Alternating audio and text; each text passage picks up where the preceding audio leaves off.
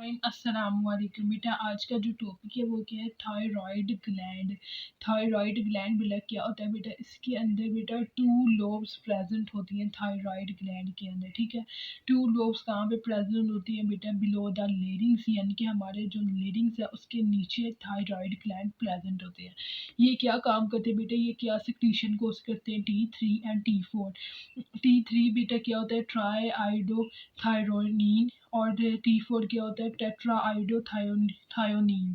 और third one क्या है, कालसीटोनिन की ये बेटा सिक्रीशन करते हैं। ठीक है, अब सिक्रीशन जब इसकी लेवल की इंक्रीज हो जाती है, जब इन तीनों चीज़ों की सिक्रीशन बेटा इंक्रीज हो जाती है, तब क्या होता है, रैपिड ग्रोथ होती है, हमारी ग्रोथ जल्दी से होती है, सेक्सुअल मेच्योरेशन हो जाती है, और स्ट्रेस सिचुएशन होती है, यानी कि स्ट्रेस वगैरह कॉज होता है जब ये हाई लेवल में रिलीज होती है।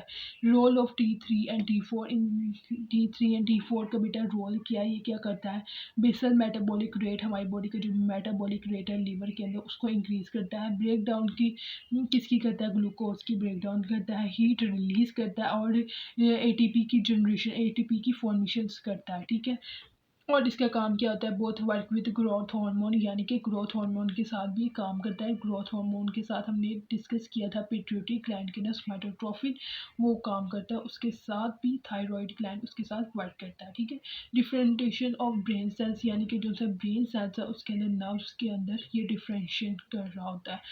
परफॉर्म ऑफ मेटामॉर्फोसिस यानी कि किसके अंदर, एम्फीबियन के अंदर टैडपोल के अंदर टेल की फॉर्मेशन, और एडल्ट के अंदर टेल की फॉर्मेशन नहीं होती। ये क्या काम है, T3 एंड T4 का हमारी बॉडी के अंदर रोल है।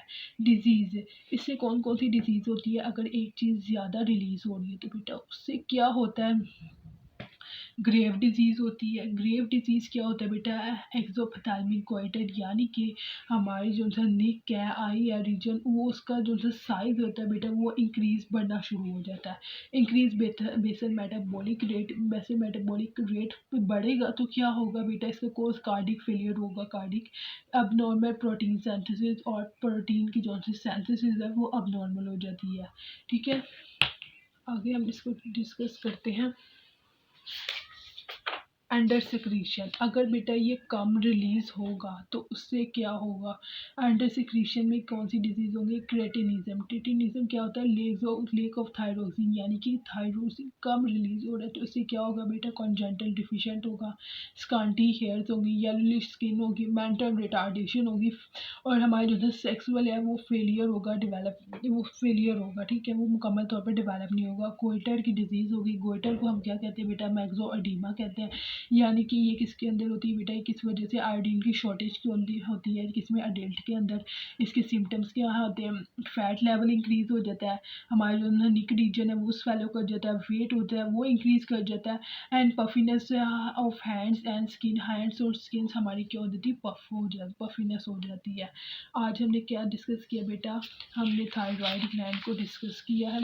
थायराइड ग्लैंड के अंदर हमने क्या पढ़ा, T3 एंड T4 का रोल हमने पढ़ा। ठीक है, अगर इससे T3 एंड T4 इसकी जो सी डिजीज़ पड़ी, अगर ये ओवर सिक्रीशन होगी तो क्या होगा बेटा, ग्रेव डिजीज़ होगी।